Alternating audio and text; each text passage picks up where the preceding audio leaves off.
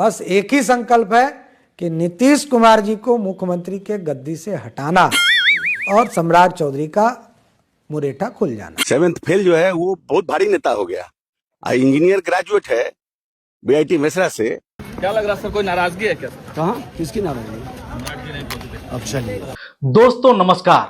जो विजय सिन्हा शेर की तरह दहाड़ा करते थे, मीडिया का माइक देख करके दौड़ के आते थे, लपक के आते थे और जोर जोर से चिल्ला चिल्ला कर बैठ दिया करते थे, मंच पर जैसे ही चढ़ते थे लोगों को ऐसे संबोधित करते थे जैसे मानो का भाषण सुनकर मुर्दा भी जिंदा हो जाएगा। लेकिन अब वही विजय सिन्हा का मुंह लटक चुका है, बोलती बंद हो चुकी है।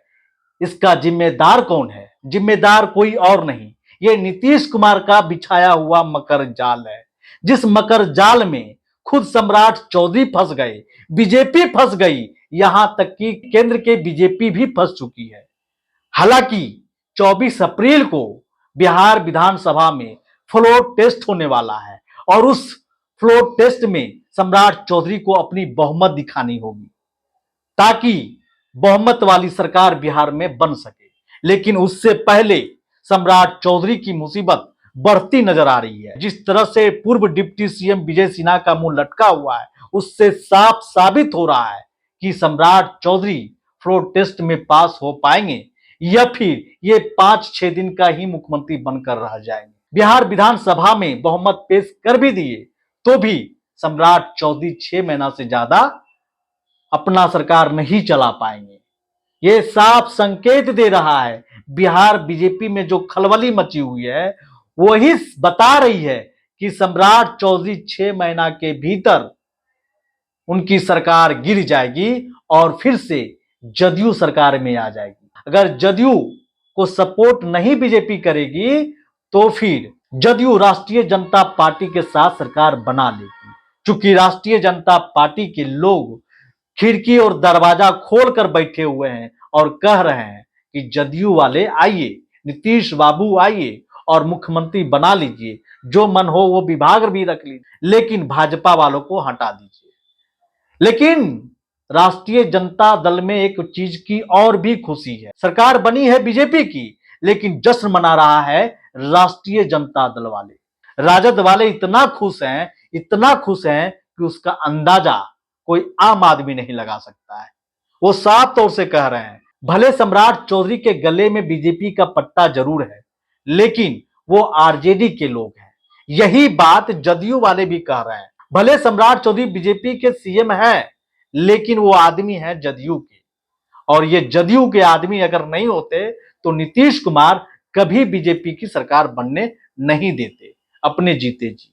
चूंकि सम्राट चौधरी ने जो आगे पीछे किया है नीतीश कुमार के साथ, नीतीश कुमार को यह विश्वास दिला दिए कि हम आप ही का हैं और आप ही के लोग हैं, आप ही के कदमों पर हम चलने वाले लोग हैं, आप ही के विचारधारा को हम आगे बढ़ाने वाले लोग हैं। और नीतीश कुमार को इससे ज्यादा चाहिए क्या था?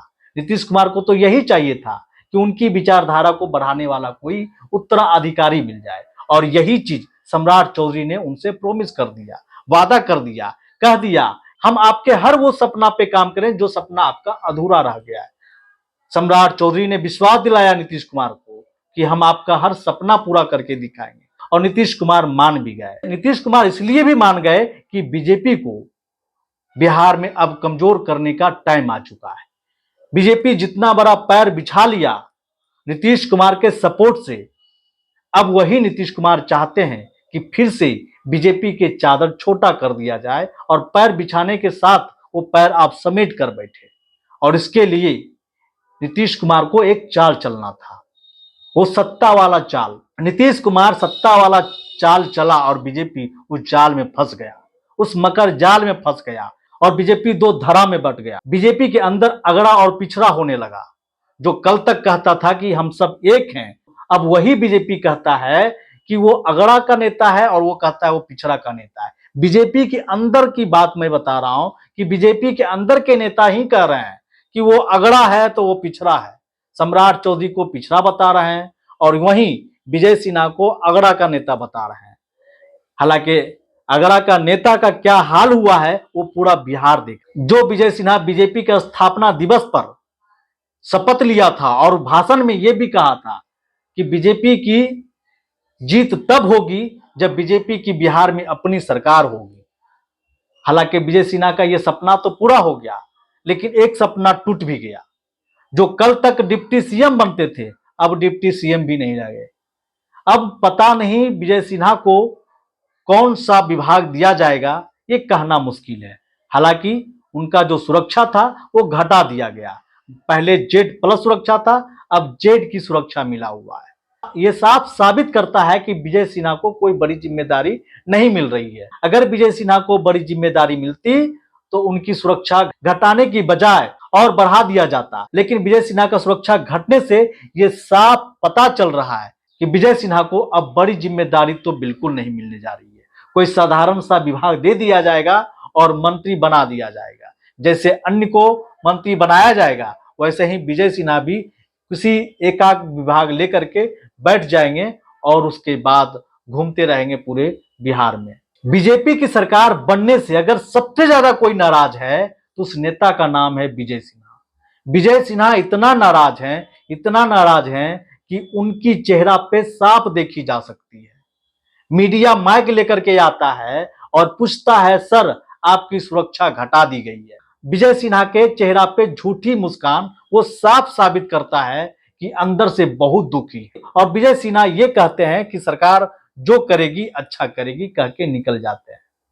तो इस तरह का जो खेल चल रहा है, ये साफ साबित करता है कि बीजेपी की ये सरकार बहुत दिन बिहार में टिकने वाली नहीं है। वहीं दूसरी तरफ नीतीश कुमार पूरे बिहार का भ्रमण करने वाले हैं।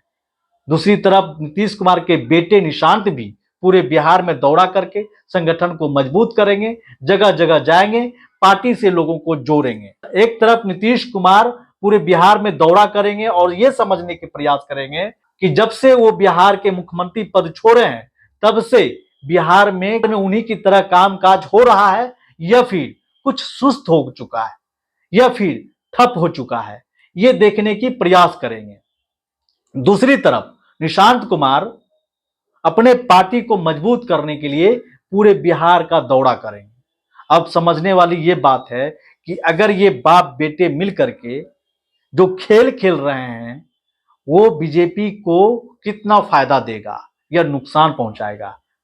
फायदा तो बिल्कुल भी नहीं देगा, क्योंकि ये बाप बेटे मिल करके अब बीजेपी को दबाने के लिए अगला कदम बढ़ा चुके। ये बाप बेटे की जोड़ी ये संकेत कर रहा है कि बीजेपी जहां थी अब वहीं पहुंचने वाली है। बीजेपी के लिए वो दिन दूर नहीं जब बीजेपी फिर से सत्ता के लिए ललायत रहेगी। बाकी प्रतिक्रिया आप कमेंट बॉक्स में दे सकते हैं। धन्यवाद।